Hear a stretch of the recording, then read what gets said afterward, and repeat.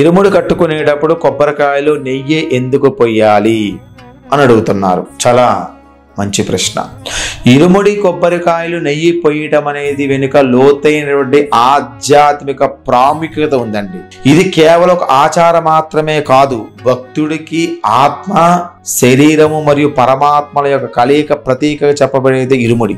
ఇక్కడ కొబ్బరికాయ అనేది దేహం అన్నమాట, నెయ్యి అనేది ఆత్మ, వీటికి ప్రతీక.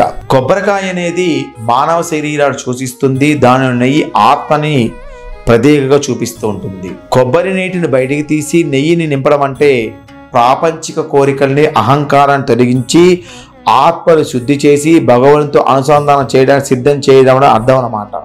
శబరిమలలో చేరుకున్న తర్వాత నెయ్యిని స్వామివారికి విగ్రహంపై అభిషేకం చేస్తారు. ఈ ప్రక్రియని భక్తుడు ఆత్మ పరమాత్మతో లీనం కావడాన్ని సూచిస్తూ ఉంటుంది. ఇది ఆత్మ నివేదన, భగవంతుడికి సంపూర్ణంగా లొంగిపోవటానికి సంబంధించినటువంటి విషయం. అభిషేకం తర్వాత ఖాళీ కొబ్బరికాయను హోమగుండంలో వేస్తారు. ఇది అశాశ్వతమైనటువంటి మానవ శరీరం అంతిమంగా అగ్నికి ఆహుతైందని, ఆత్మ పరమాత్మతో లీనమైందని ఈ తత్వాన్ని సూచిస్తుందన్నమాట.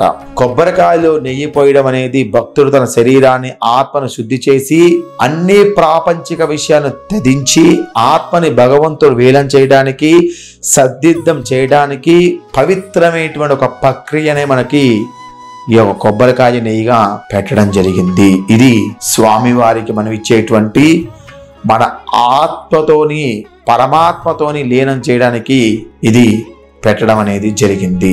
శరణమయ్యప్ప.